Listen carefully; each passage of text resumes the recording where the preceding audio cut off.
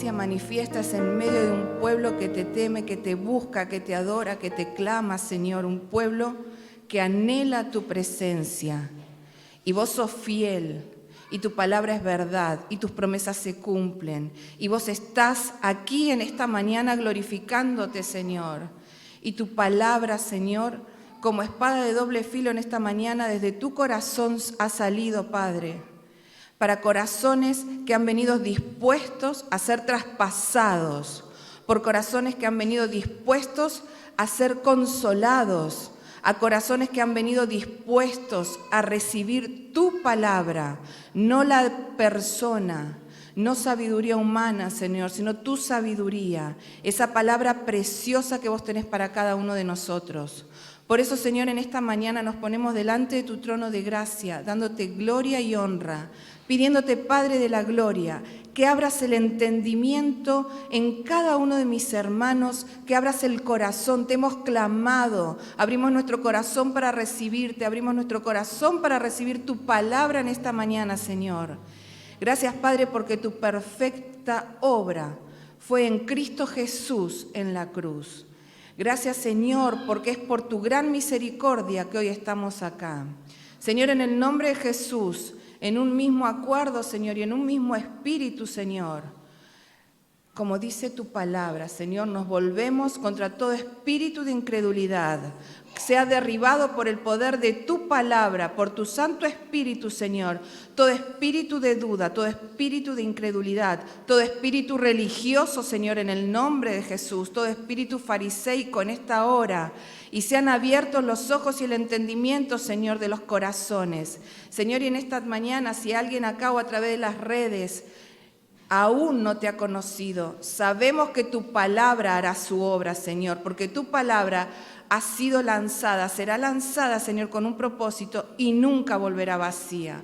Por eso te damos gloria y honra, Señor. Protege a cada uno de tus hijos, Señor. Revélate en esta mañana y direcciónanos conforme a tu voluntad.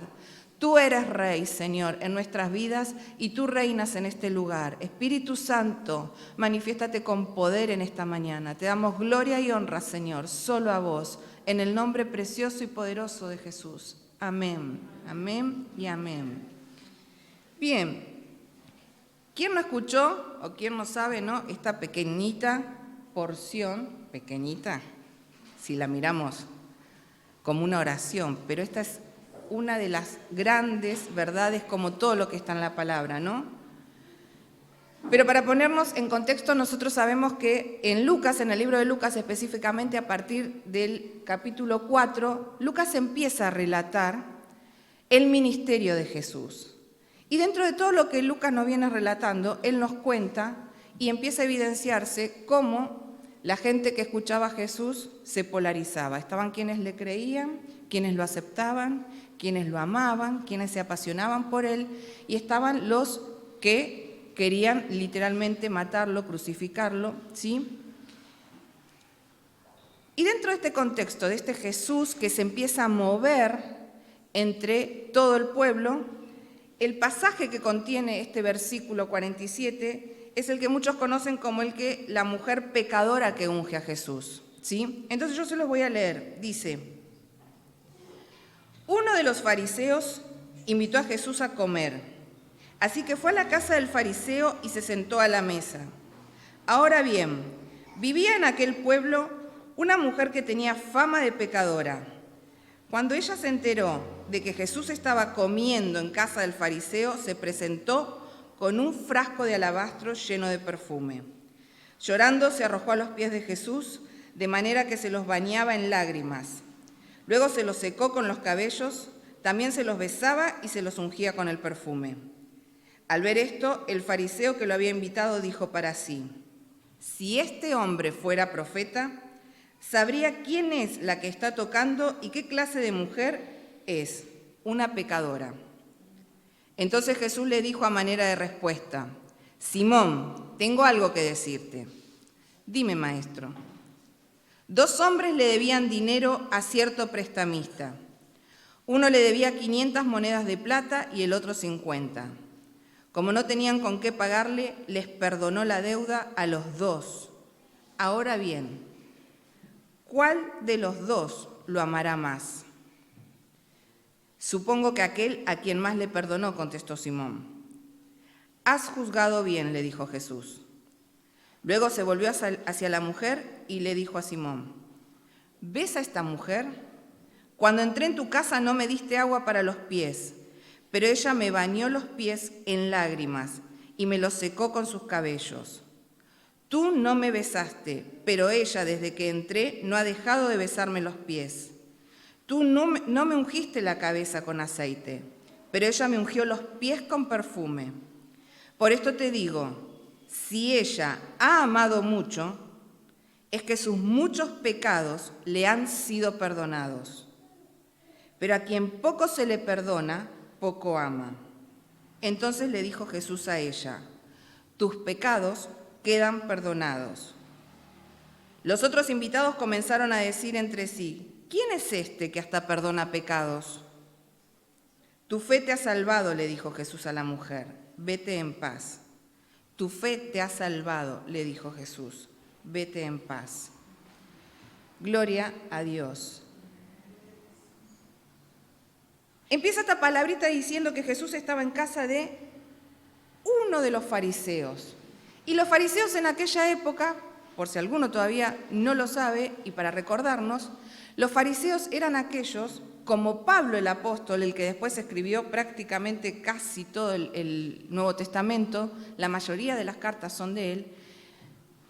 Los fariseos, una vez que cumplían los 12 años, una vez que ya estaban preparados, entraban y eran los que se dedicaban a estudiar a rajatabla las escrituras, todo lo que ellos llamaban Moisés y los profetas, la Torá.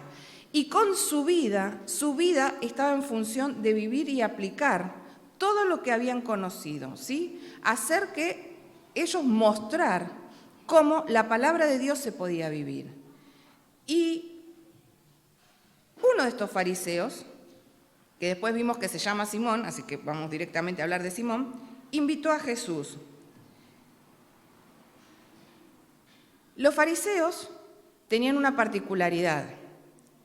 Eran muy confrontados por Jesús. En versículos en todas las palabras nosotros vemos en los evangelios que Jesús, una de las formas que llama a los fariseos justamente es sepulcros blanqueados.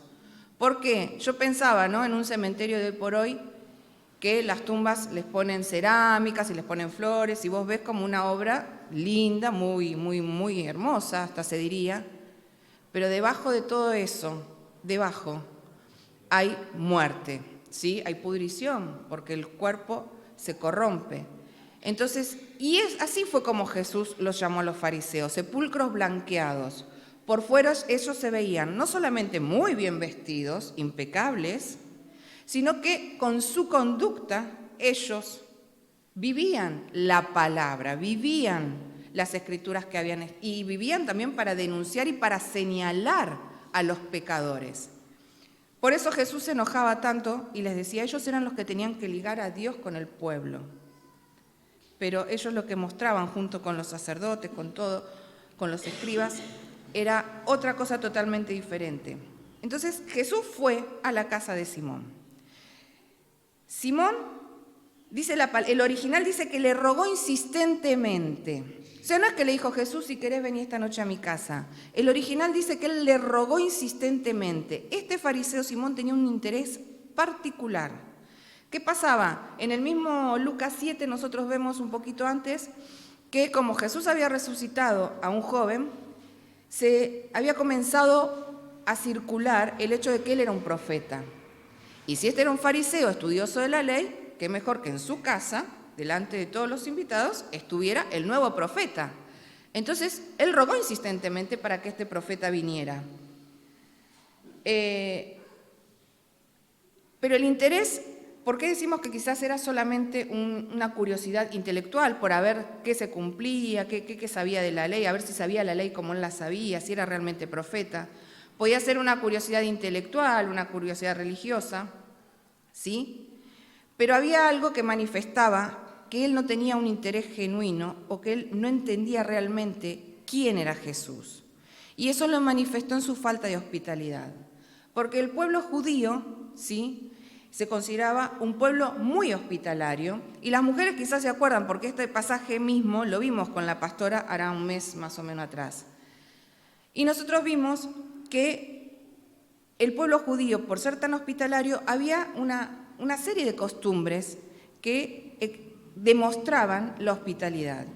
La primera de ellas era que cuando un invitado llegaba, le ponían la mano en el hombro, y le daban un beso en la mejilla. Con eso le estaban diciendo, te recibo, ¿sí? Y sos bienvenido. Y si ustedes escucharon el pasaje, Jesús no fue besado, no recibió ningún beso, ¿sí? El segundo símbolo de hospitalidad era que le lavaban los pies al invitado. ¿Por qué? Porque los caminos eran de tierra, porque estaban llenos de muchísima cosa, no solamente tierra, y las personas solamente tenían un calzado que era un pedazo de suela atado. Entonces los pies de las personas estaban muy sucios y una forma de no solo limpiar los pies, sino también de refrescar los pies cansados de los que venían, era lavándole los pies, cosa que tampoco Simón había hecho. Y la tercera, echaban aceite sobre su cabeza, como una señal de refrescar también. Y esto tampoco había hecho Simón. Y es muy importante que entendamos esto. Simón le pidió insistentemente a Jesús que venga a su casa, pero no manifestó ningún signo de hospitalidad con él, una vez que Jesús llegó, ¿sí? Jesús era un fariseo rico. ¿Cómo eran las casas de los ricos? Porque fíjense que dice, ¿cómo eran las casas de los ricos? Las casas de los ricos por lo general eran grandes y estaban todas construidas alrededor de un patio central, ¿sí? En ese patio central había mesas bajas, no estaban las sillas como hoy las conocemos, y alrededor de esa mesa había o cojines o sofás muy bajitos. Y las personas se sentaban allí con el brazo izquierdo sobre la mesa, con el derecho libre para poder comer y los pies hacia afuera, ¿sí? Para el otro lado de la mesa. Pero había un detalle también, que cuando los fariseos o los ricos hacían reuniones donde venían celebridades, como en este caso, permitían que en esos patios tan grandes viniera la gente del pueblo. ¿Para qué? Para que escucharan de la sabiduría que se iba a derramar en esa noche sobre ese hogar. Entonces, no era cualquier cosa. En ese lugar estaba el fariseo con Jesús, con sus invitados, pero también había más gente allá. Y fíjense que dice en el versículo 37 que una mujer de la ciudad que era pecadora. Se cree que era una mujer conocida por su mala vida, ¿sí?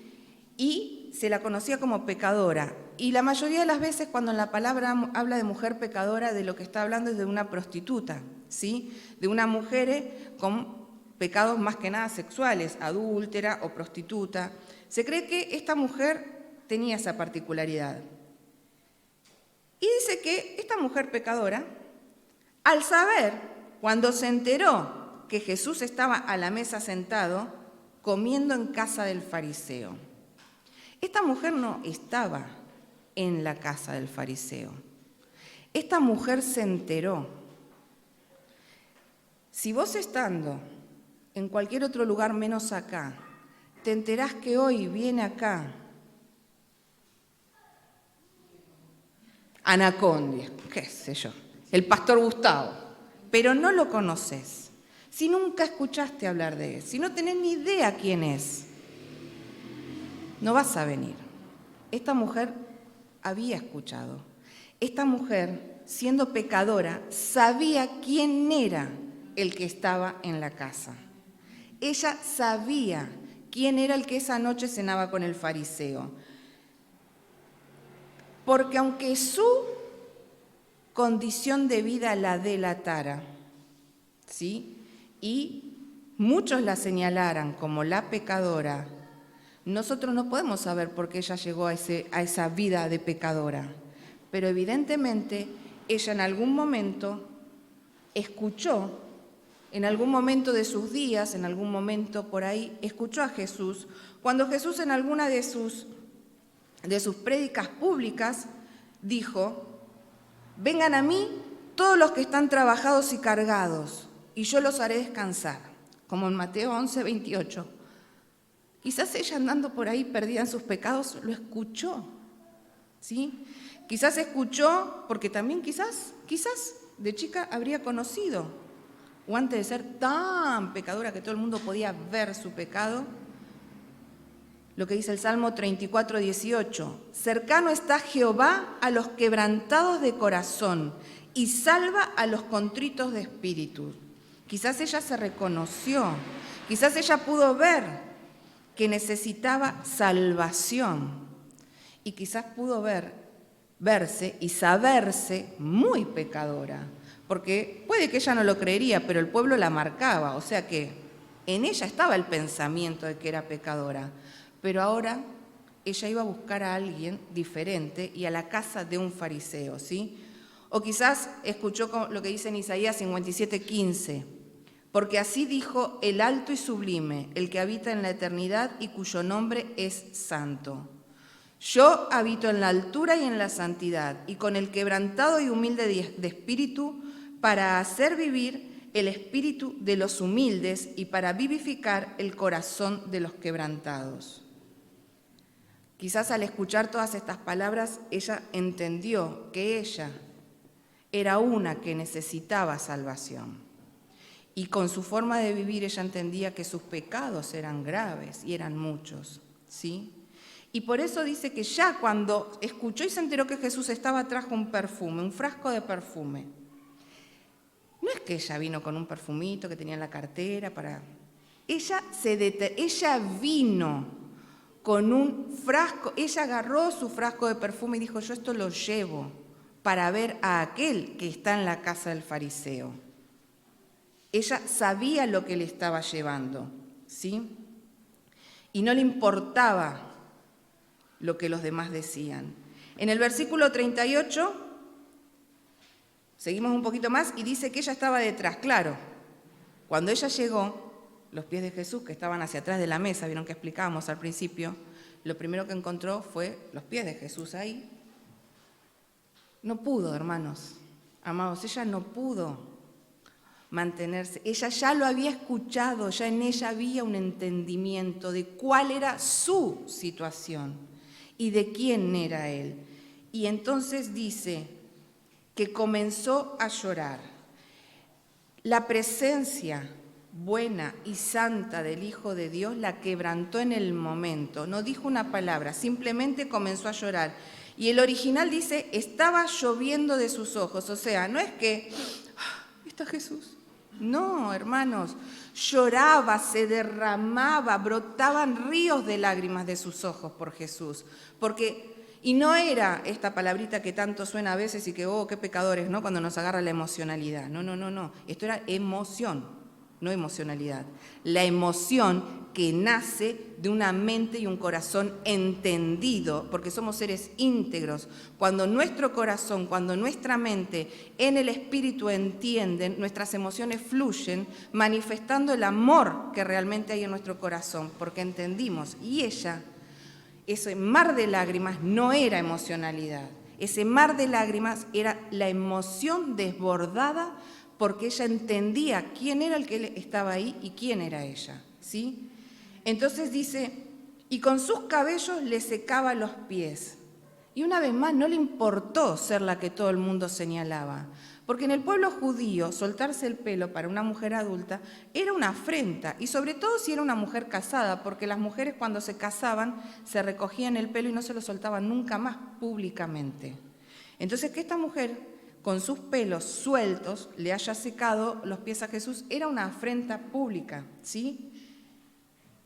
Y para las mujeres podía ser, incluso las casadas, podía ser una demanda de divorcio el soltarse el pelo públicamente. O sea, no era cualquier cosa lo que esta mujer estaba haciendo.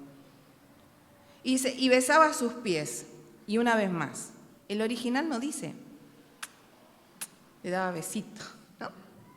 El original dice, intensa y consistentemente besaba sus pies, ¡mua, mua, mua! Por arriba, por abajo, por la planta, por el dedito gordo, el dedito, ¡mua! Besaba insistente y consistentemente, apasionadamente. No, ay, bueno, son los pies de Jesús, está un poquito limpito. No, era, ay, Señor, y los ungía con el perfume. Y los perfumes, cuando se volcaban sobre las personas, se volcaban sobre la cabeza, no sobre los pies. Y las mujeres judías sí tenían por costumbre llevar, a veces, la mayoría de las mujeres casadas, una botellita colgada con perfume. Si ustedes recuerdan, María de Betania ungió a Jesús con un perfume y los discípulos mismos esa vez confrontaron y dijeron, ¿cómo? ¿Con lo que sale vas a hacer eso? ¿Por qué? Porque ese perfume que las judías tenían guardado era su seguro para la viudez. Esos perfumes valían 300 denarios, el sueldo de un año. Y eso era con lo que ellas iban a sobrevivir si acaso quedaban viudas durante un año mientras pasara lo que tuviera que pasar, ¿sí? Entonces, no sabemos si este es el perfume que ella agarró en ese momento, porque no sabemos si fue viuda y eso lo llevó a él, no sabemos. O si era algún otro perfume que usaba para esos pecados en los que ella andaba. Pero ese perfume, ella lo volcó sobre los pies de Jesús. Y en el versículo 39 y 40, ahí viene la cuestión, dice que aunque Simón no dijo nada en voz alta, Jesús conoce los pensamientos, los más profundos, y Jesús sí supo lo que él estaba pensando, ¿no? Y fíjense que Jesús se paró y le dijo directamente a Simón, con autoridad, Simón, tengo algo que decirte. Imagínate que vos venís re contento, vos pensás que vos estás todo bárbaro con Jesús, con Dios, vos decís, yo tengo una relación re íntima, y de golpe el Señor te dice, no voy a nombrar a nadie, Señor. Tengo algo que decirte, Simón. Y él dijo, sí, maestro. ¿Sí? Había un reconocimiento, había algo en Simón que... Y ahí viene la historia donde Jesús le cuenta, dice, 2 hombres le debían dinero a cierto prestamista, dice mi versión, a cierto acreedor, dice otra versión. Uno le debía 500 monedas de plata y el otro 50. Como no tenían con qué pagarle, les perdonó la deuda a los 2. Ahora bien, ¿cuál de los 2 lo amará más? Supongo que aquel a quien más le perdonó, contestó Simón. Has juzgado bien, dijo Jesús. Acá había 2 deudores. 2 deudores a los que se le perdona toda la deuda. Y Simón algo entendió porque Jesús mismo les dijo, juzgaste bien.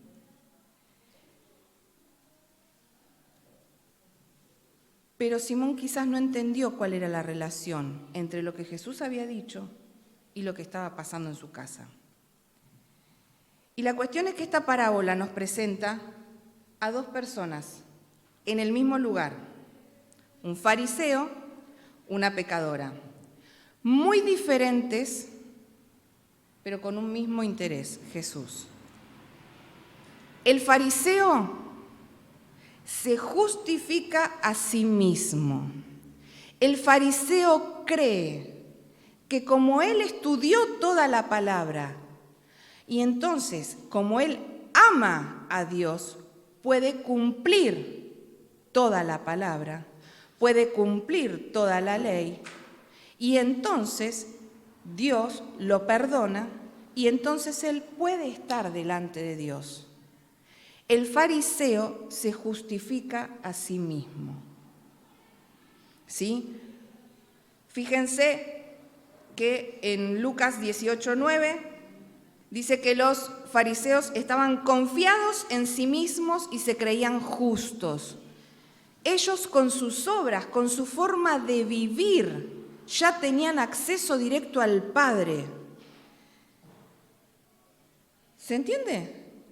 Yo no sé que el Espíritu estará obrando en ustedes, pero yo sí sé lo que obró en mí, ¿no? Y yo me acordaba, y Beli seguramente se acordará, porque Beli y yo nos conocemos de la otra vida ya lejos, gracias a Dios.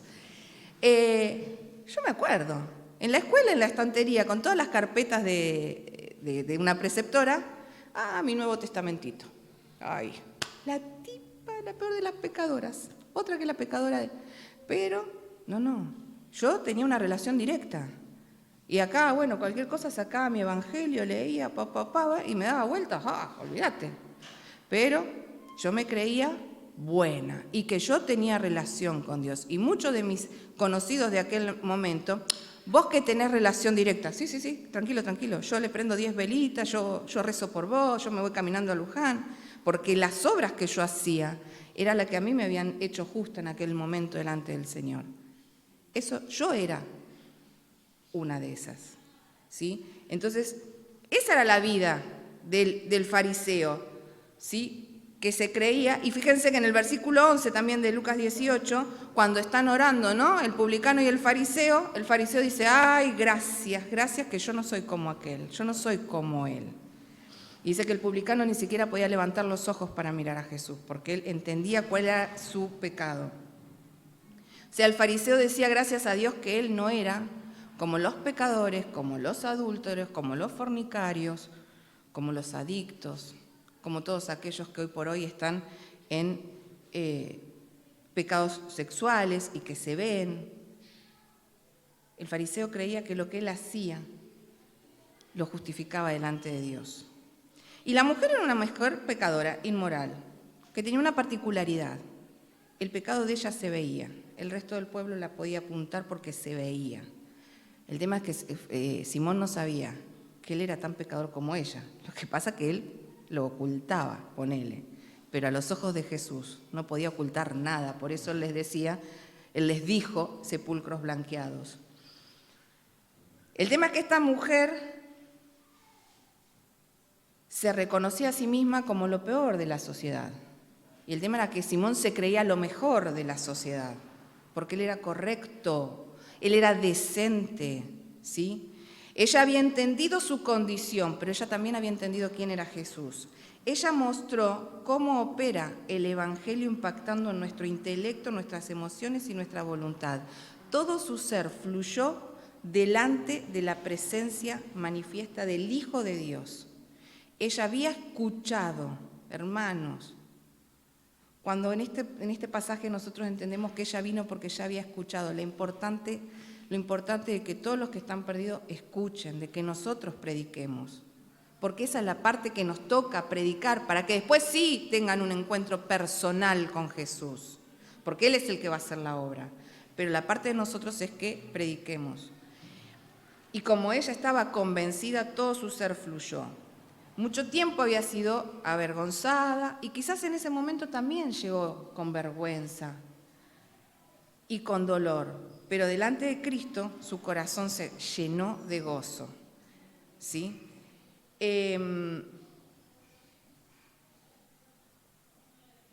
Quizás yo les presenté a Simón así como muy notoriamente, como que no está bien Simón, ¿no? Pero yo pregunto si en este momento entrará por esa puerta una mujer pecadora, si en este momento entrará por esa puerta un joven pecador, de aquellos que el pecado es visible, no sé, una prostituta, ponele, un adicto, un alcohólico, un homosexual. ¿Cuántos de nosotros no lo miraríamos como Simón miró a la pecadora?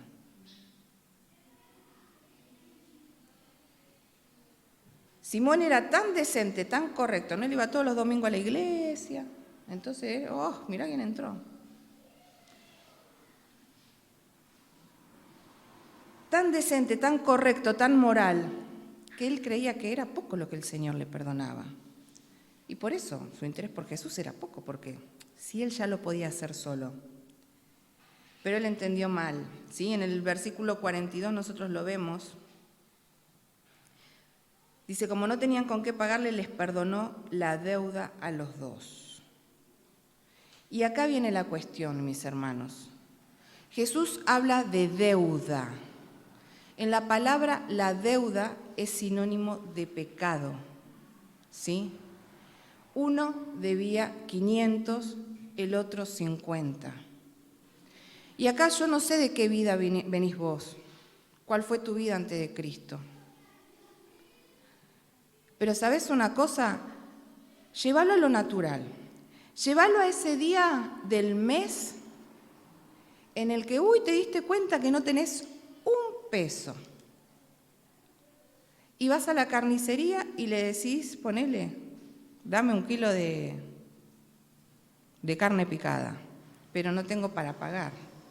No, pagame si no, no te lo doy. O sea, si vos, es tu deuda, o sea, vos no tenés plata, no tenés forma con qué pagarlo, pero viene otro que quizás tiene una tarjeta de crédito y se compró 10.000 pesos de carne, ponele, porque dijo para 2 o 3 días serían hoy 10.000 pesos de carne, ¿no?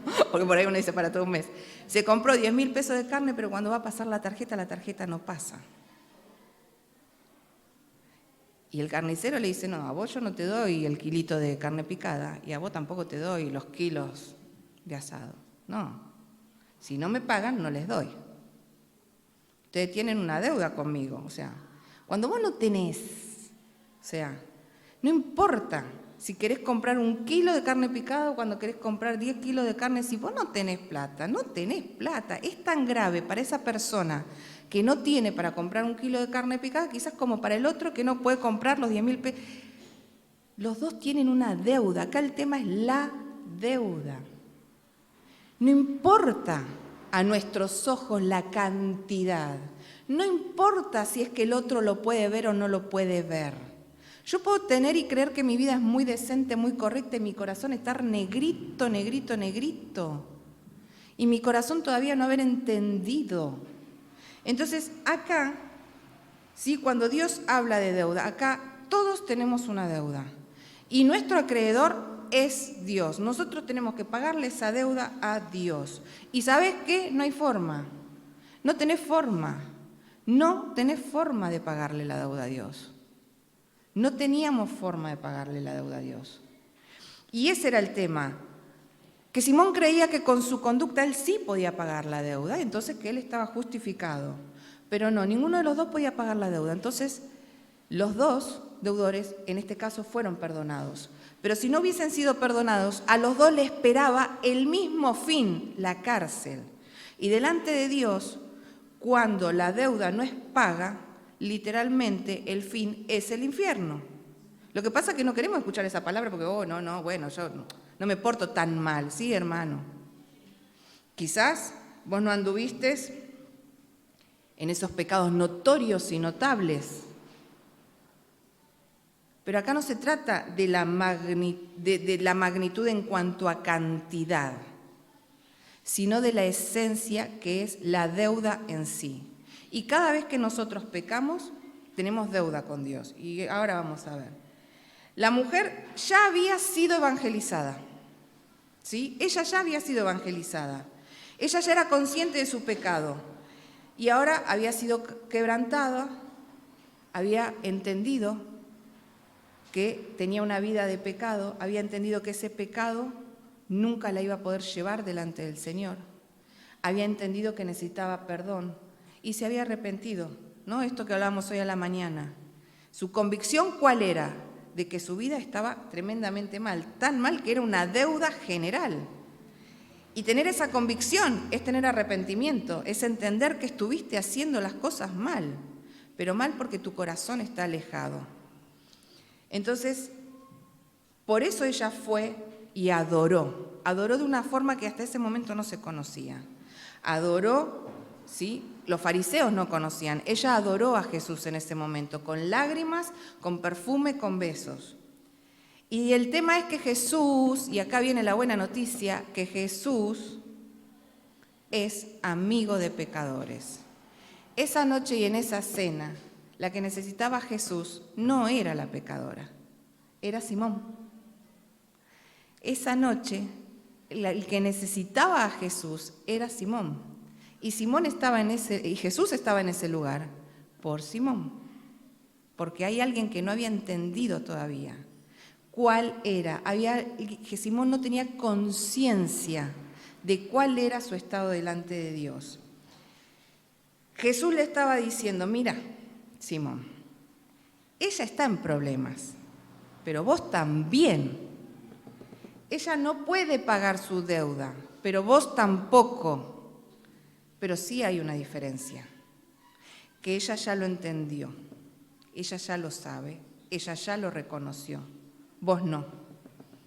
Así que la realidad es que ella cree que necesita salvación y por eso finalmente le dice, tu fe te ha salvado. Y vos, Simón, sos el que cada vez más cerca estás del infierno. Esa era la diferencia entre los dos, ¿sí? Entonces yo te pregunto a vos, mi hermano, mi amada, ¿cuál es tu verdadera condición delante de Dios? Si nunca te viste como un pecador tan malo que merece el infierno, si nunca necesitaste un Salvador, ¿sos hijo de Dios? Porque la palabra dice que los enfermos necesitan médico y los pecadores necesitan un Salvador. Si tu vida siempre fue tan correcta, tan decente, como mucho, una mentirita de vez en cuando, como mucho, un mirar Netflix más de la cuenta. No, pero yo nunca fui adúltero, yo nunca forniqué, yo nunca me drogué, yo nunca me emborraché, yo nunca fumé, yo nunca... No, lo mío era un poquito chusma, nada más, no es tan grave. ¿Y sabes qué? ¿Cuál es la cuestión de entender que cuando vos tenés una deuda, entender el concepto de la deuda? La deuda te hace culpable. La deuda te hace culpable. Entonces, delante de Dios, todos somos deudores culpables. Así nacemos todos, ¿sí?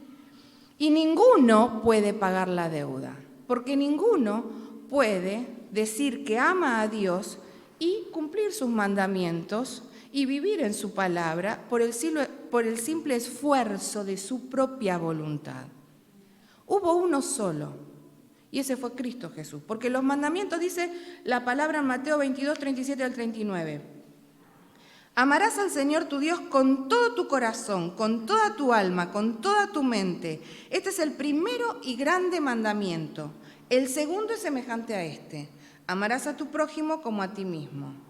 Y acá no hay nadie de nosotros que pueda cumplir estos dos mandamientos.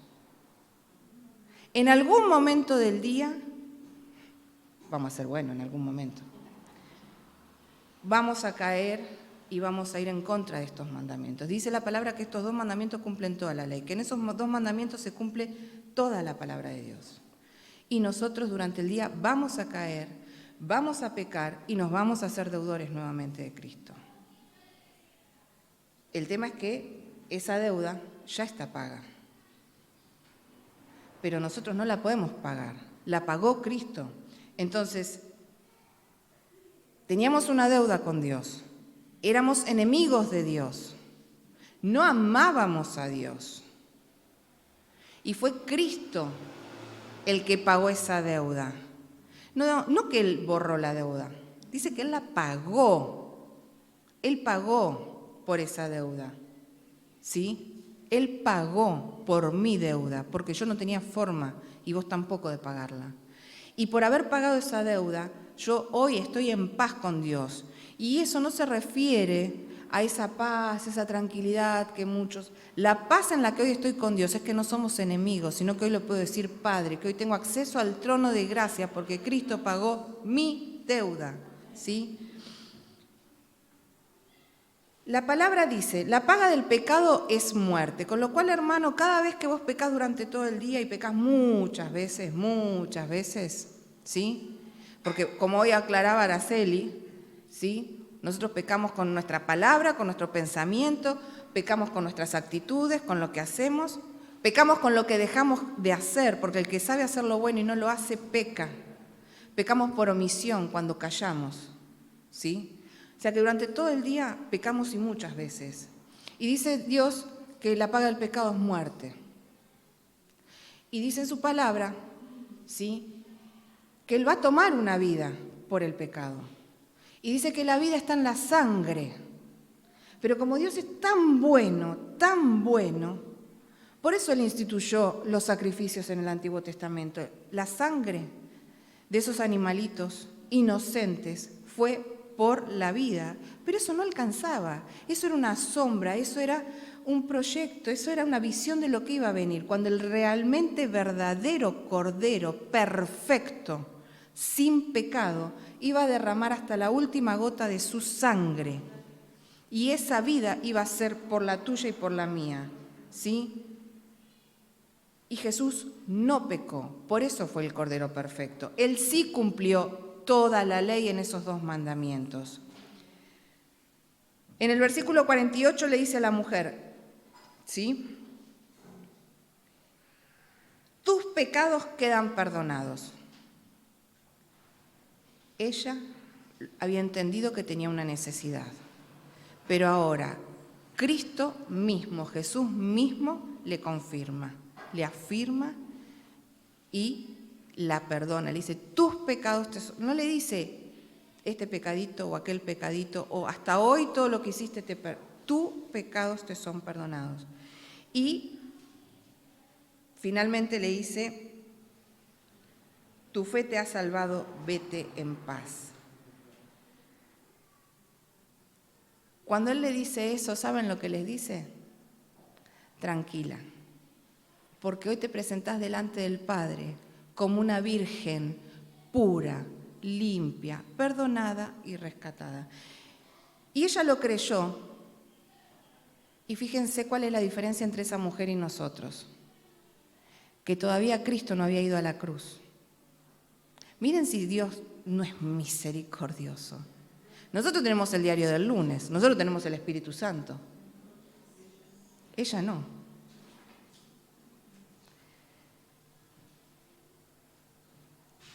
Y Jesús le dijo, vos te podés presentar hoy mismo delante del Padre como una virgen pura, limpia. No porque regaste mis pies con tus lágrimas, no porque los secaste con tus cabellos, no porque derramaste perfume, no porque besaste mis pies. No hay nada de lo que hagamos que nos lleva limpios y puros delante del Padre, solamente la fe. Ella creyó en Jesús. Y ese creer que hoy preguntábamos, ¿qué es ese creer? Primeramente, conocer que estamos perdidos, que estamos endeudados, que somos pecadores y que necesitamos un Salvador. Si no sabemos eso, por eso cuando a veces predicamos, yo tiemblo, ¿no?, cuando escucho esas predicaciones que van con el puro amor de Cristo.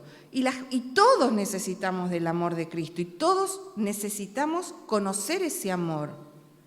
Pero aquel que está allá afuera, si no reconoce que es pecador, ¿por qué va a querer el amor de Cristo? ¿De qué amor? Dios me ama. Sí, bueno, mi mamá también me ama. Y yo soy re bueno. Por eso el Evangelio empieza en que cada uno de nosotros haya entendido dónde estaba parado. Y por eso tenemos que pedir la guía del Espíritu para predicar. ¿Sí? Porque solamente, y a eso es a lo que vamos justamente, ella creyó, su fe la salvó y su fe la puso en una relación nueva con el papá Dios. Hay una diferencia entre el pensamiento fariseo y religioso, porque ese pensamiento, ¿saben lo que dice? Que para que Dios me reciba en su presencia, me bendiga y yo reciba su favor y su salvación, yo tengo que amarlo.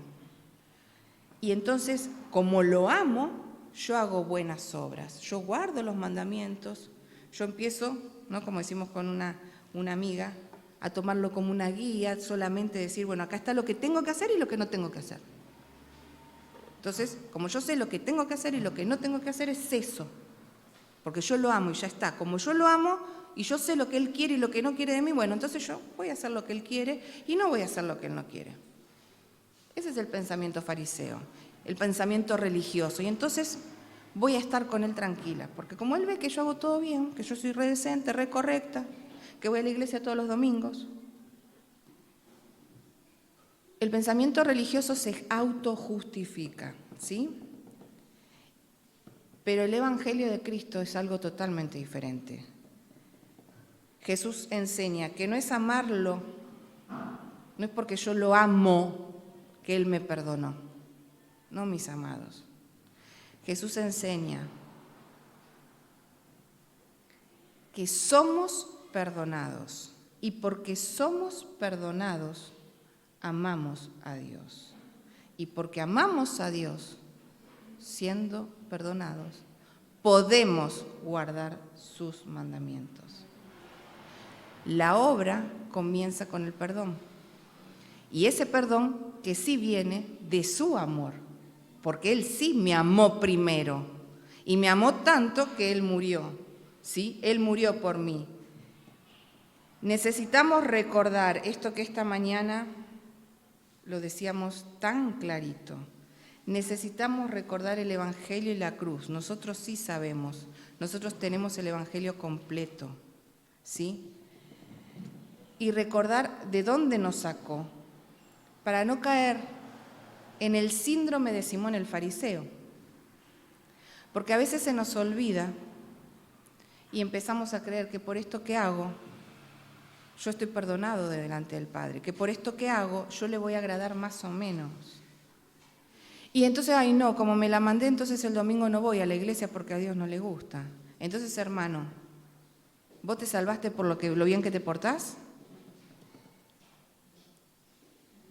Acá no se trata de cuánta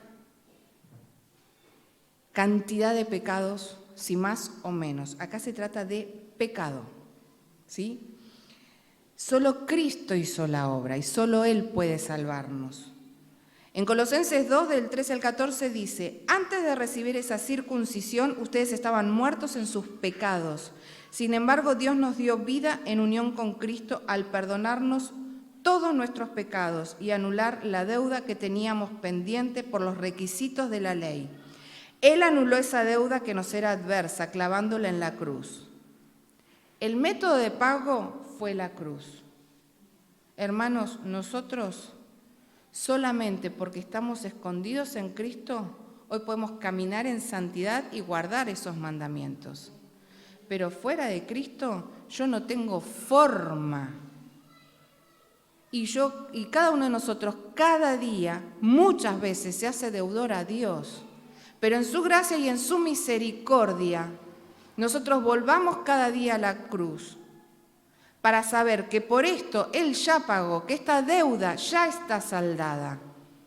Y entonces, desbordantes de amor, vamos a poder seguir buscando que su Espíritu tome el control de nuestras vidas y podamos cumplir y vivir la palabra, ¿sí?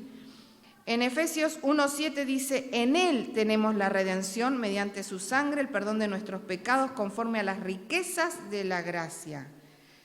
En la cruz Él pagó todos nuestros pecados con su sangre. Fue su sangre el billete con el que Él pagó por nuestra salvación. Y en 2 Corintios 5:21 dice, al que no cometió pecado alguno por nosotros, Dios lo trató como pecador, para que en Él recibiéramos la justicia de Dios.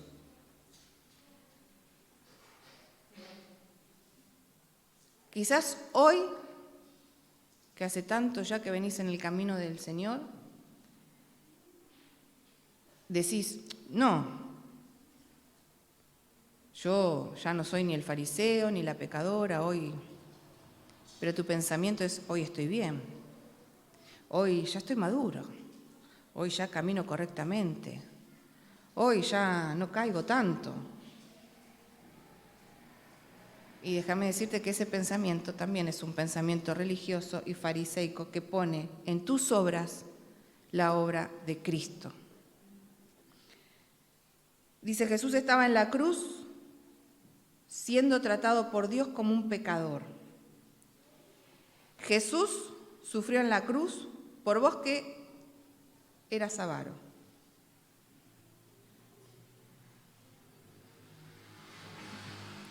Por vos y por el codicioso, por el egoísta, por el adúltero, por el fornicario, por el homosexual, por el que usa sus palabritas como martillo que destruye y golpea, por el chismoso, por el charlatán, por el adicto a las drogas y por el adicto a cualquier cosa que no sea Dios, por los idólatras, por los soberbios, por los moralmente correctos, por los legalistas, por los hipócritas, por los religiosos, por los hechiceros, por los lujuriosos, por los fariseos. Pero ¿sabes qué? Yo puedo seguir dándote una interminable lista de las manifestaciones del pecado, que gobierna un corazón autosuficiente, un corazón que cree poder por sí mismo presentarse justo delante de Dios. Esas son manifestaciones. Algunas se ven, algunas no. Pero hermano, nunca te creas que estás tan bien en el camino de Dios, que el que está al lado es más pecador que vos, porque entonces hay algo que no entendiste.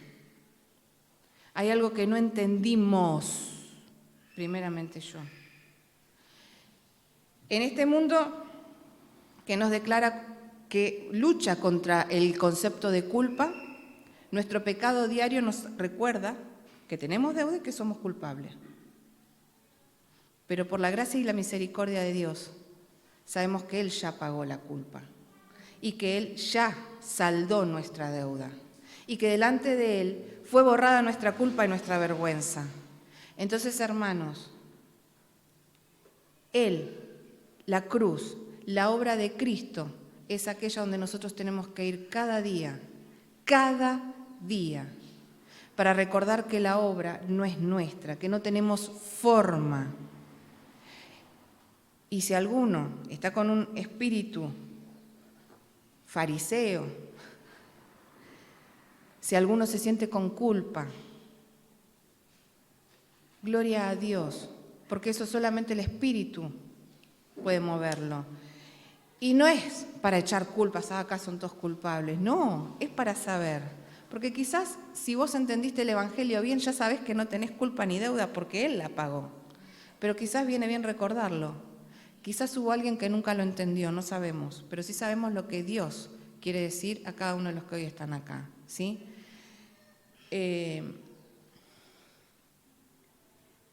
La reacción natural al perdón y el resultado de la fe en Cristo es el amor desbordante.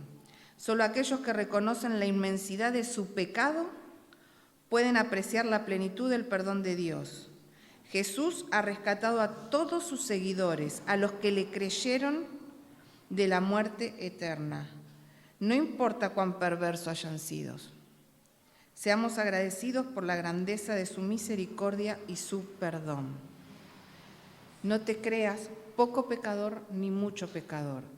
Sabe que Jesús lo que venció en la cruz fue poder que vos entiendas lo que necesitamos entender. Es que el poder que el pecado tenía sobre nosotros. Éramos esclavos del pecado. Y todo esto que nombrábamos en esa lista son manifestaciones del pecado. Y dice la palabra, son consecuencias del pecado. Dice la palabra que Él borró el pecado y las consecuencias para nosotros. Entonces, bueno, pero ¿cómo? Yo soy hijo y todavía sigo. Bueno, y cada día vamos a volver a caer, pero volvamos a la cruz. Porque a medida que volvamos a la cruz, a la medida que recordemos que Él hizo la obra y que la obra de Cristo en la cruz es suficiente. Dios hizo la obra para nosotros en Cristo Jesús y esa obra es suficiente. Pero ¿cómo? Voy a pecar todos los días. Pero la obra es suficiente, la obra es suficiente. Pero yo todos los días sí hay algo que tengo que hacer y es volver a la cruz para saber que cuando Cristo murió, murió por todos mis pecados, aún los de hoy, los de mañana y todos los que voy a cometer. Él ya sabía. Yo soy la que tengo que rendirme como esa pecadora cada día y reconocer que Él, cuando en Hechos 12 Él les promete el Espíritu, nosotros somos la generación que tiene el Espíritu. entonces la obra sí es completa, porque tenemos en nosotros el poder para caminar y vivir en sus mandamientos. Él nos perdonó, por eso lo amamos. Y porque lo amamos, podemos caminar y vivir en su palabra. Él nos perdonó. Su espíritu, su palabra nos convenció de que estábamos perdidos en pecado. Su palabra nos convenció de que necesitábamos un Salvador. Hermano, que su palabra nos convenza en su espíritu que la obra es suficiente. Porque cuando vos estás convencido que la obra es suficiente, vos volvés cada día a los pies de la cruz. Y ya no hay culpa. Y ya no mirás al que entra por la puerta diferente. Y ya no mirás ni siquiera al que tenés al lado diferente. ¿Oramos? Padre amado, gracias. Gracias, gracias, gracias, papito. Gracias, papito. Gracias, mi Dios, mi Señor, nuestro Rey, nuestro Salvador. Gracias, papá. Gracias, papá, porque el pecado gobernaba nuestras vidas. El pecado gobernaba nuestras vidas de tal forma que no éramos conscientes. Gracias, papá, porque pensábamos y creíamos durante un tiempo que podíamos por nosotros solos hacer cosas, hacer acciones que nos llevaran de tu trono. Pero tu misericordia, tu gracia y tu amor fue tan grande, que tu Espíritu Santo, que tu palabra poderosa traspasó nuestro corazón y nos mostró cuánto nos perdonaste, porque la cantidad no era una cantidad de pecados, sino la magnitud, el pecado que nos separa de vos. El pecado nos separa de vos. Pero tu amor tan grande trajo perdón a nuestras vidas. Nos dio un Salvador en la cruz. Y hoy caminamos por fe. Y hoy podemos estar en paz. Hoy estamos en paz por la obra redentora y suficiente de Cristo en la cruz. Por eso, Señor, en esta hora te damos gracias. Te damos gracias, papá. Te damos gracias, Señor, porque vamos entendiendo cada vez más que no tenemos forma de agradarte. Pero también hoy entendemos que estamos escondidos en Cristo Jesús y Él es la fuerza y el poder en nosotros. Él es en nosotros y nosotros estamos escondidos en Él. Y por eso podemos venir delante de tu trono de gracia, sabiendo que vos quitás toda culpa, toda deuda y vos perdonás, porque en la cruz ya fue perdonado todo. Señor, que ese entendimiento como el de esta mujer sea en nosotros en este día. Por eso, Señor, en el nombre de Jesús, unidos en un mismo clamor, Señor, ir declarándote, confesándote a vos, Jesús, como nuestro único Señor, como el Salvador, el único que podía darnos acceso al trono de la gracia, el único camino hacia el cielo eterno, hacia la nueva Jerusalén, el único que podía llevarnos delante del Padre, la única verdad. Señor, por vos y en vos estamos, y en ese Espíritu, Señor, echamos fuera, Padre, en el nombre de Jesús, todo espíritu fariseico, Señor, todo espíritu religioso, Señor. Lo echamos fuera de nuestra vida porque nos arrepentimos y porque renunciamos a seguir creyéndonos mejores, creyendo que podemos hacer. No podemos hacer nada, pero tu gracia y tu misericordia hoy ha quitado nuestra culpa y nuestra vergüenza. Ya no hay culpa, no hay vergüenza. Vos no nos señalás con el dedo. Y es tanto el agradecimiento y tanto el amor, Señor, que hoy podemos, Señor, venir delante de tu trono. Y, Señor, que nuestra vida entera sea un perfume grato delante de tu presencia. Señor, en esta hora yo te clamo que en el nombre de Jesús y por el poder de tu Espíritu Santo, Señor, tu palabra traspase corazones.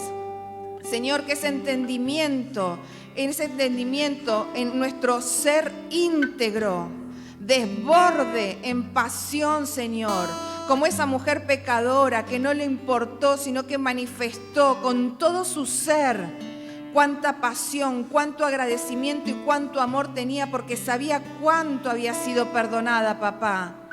Que en este momento, Señor, se levanten obreros, obreras, siervos, Padre de la Gloria, entendidos, Señor, cuál fue la magnitud del pecado, del lugar de donde vos los sacaste, Señor.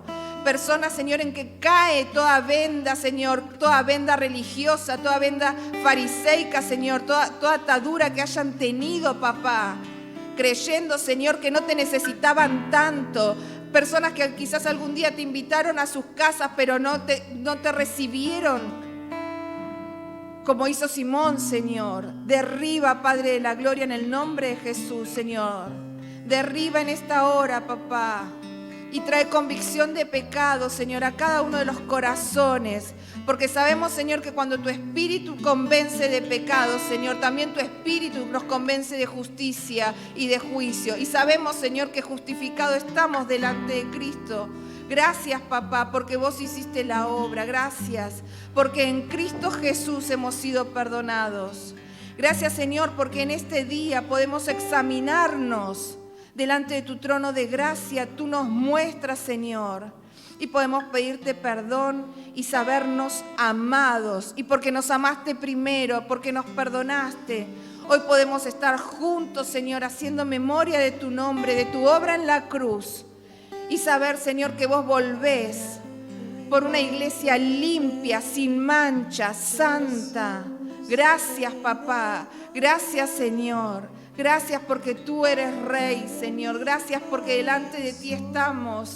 Porque a ti te alabamos, Señor. A ti exaltamos, Señor. Tu nombre sobre todo nombre. Gracias, papá. Te exaltamos, Señor, en esta hora. Bendecimos tu nombre. Señor, levanta, papá, levanta obreros comprometidos, entendidos, Señor, con quién sos vos. Gracias, Jesús. Te amamos, Señor. En el nombre precioso y poderoso de Jesús. Amén, amén y amén. Gracias, papá. Gracias, Señor. Para que entre el Rey Jesús, el Rey de gloria, abro mi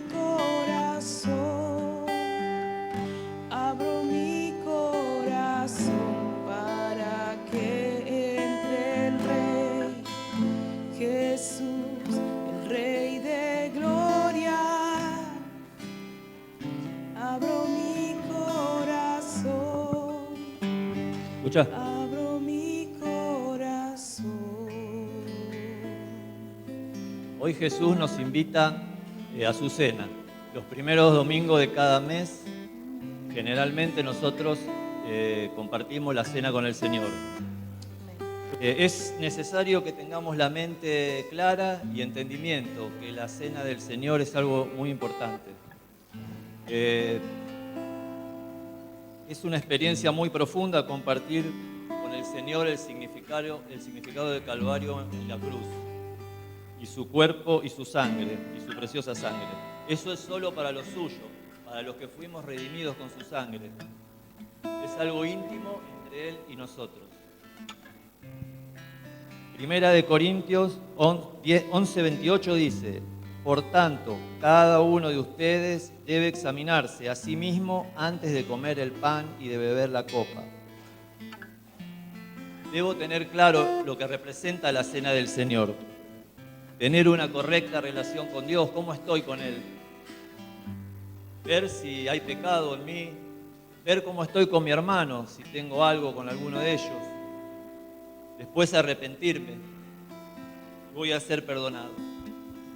Primera de Juan 1:9 dice: si confesamos nuestros pecados, Él es fiel y justo para perdonar y limpiarnos de toda maldad.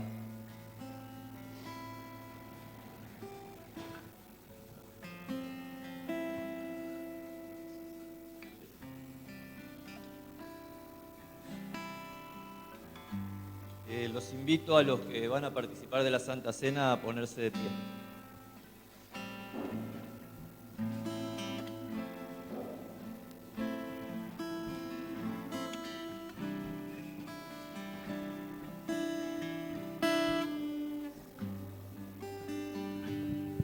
Mi corazón para que entre el Rey Jesús, el Rey de gloria.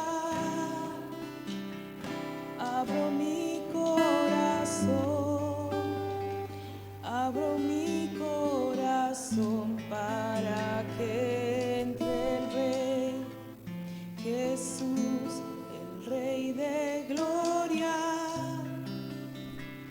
Abro mi corazón, abro mi corazón.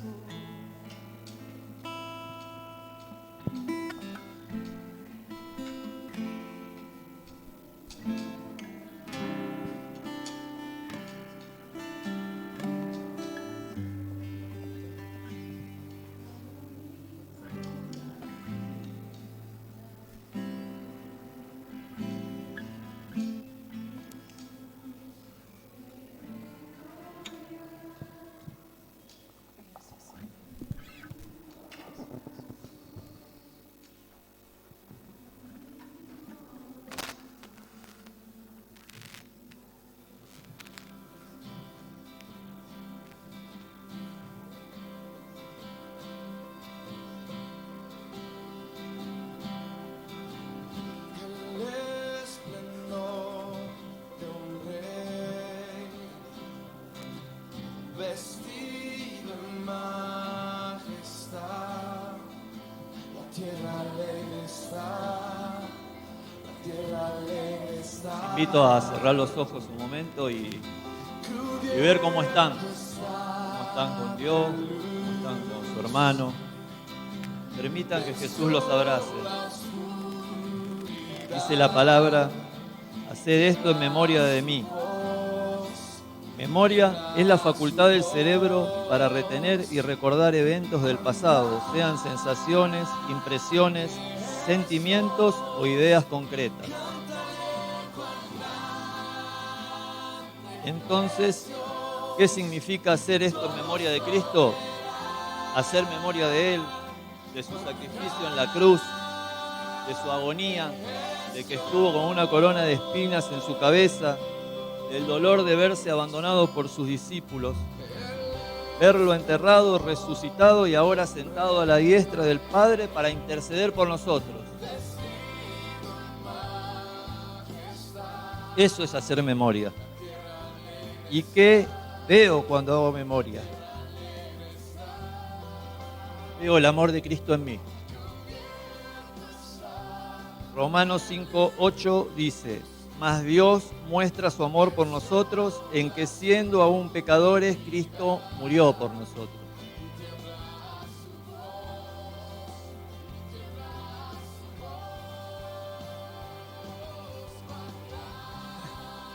Yo recibí del Señor lo mismo que les he enseñado a ustedes, que la noche que fue entregado, el Señor Jesús tomó pan. Tomen el pan. Levántenlo, por favor. Este es mi cuerpo que por ustedes he partido. Hagan lo mismo en memoria de mí. Padre amado, gracias por tu misericordia, gracias por elegirnos, Señor. Gracias por entregar a tu Hijo para que sea humillado y llevado al madero, roto su cuerpo a piedrazos, a escupitajos, a palazos. Gracias, Señor, por nosotros que no lo merecíamos. Y hoy compartimos este pan en memoria de Él. Gracias. En nombre de tu Hijo Jesús. Amén. Podemos compartir.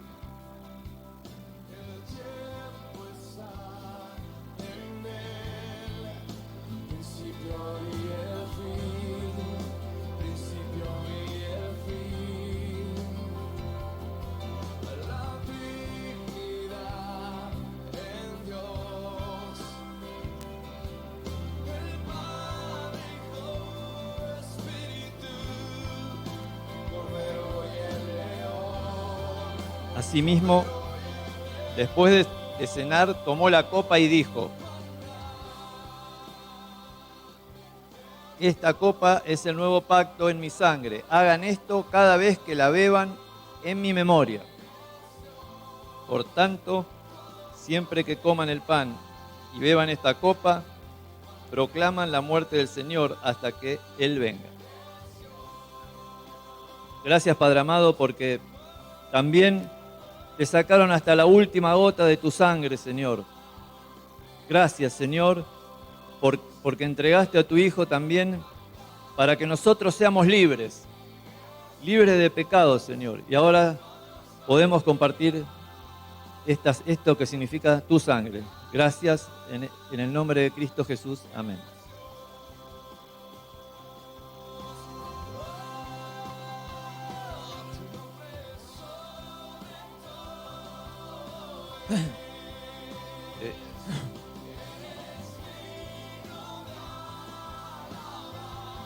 Después de participar de la cena, tenemos que tener pensamientos y actitudes que nos lleven a la dedicación y a un nuevo compromiso con Cristo. Si Cristo es mi todo, si realmente Cristo es mi vida, si para mí el vivir es Cristo y esas cosas que confesé, esas cosas que sé que están mal, tengo que hacer un compromiso para cambiarlas.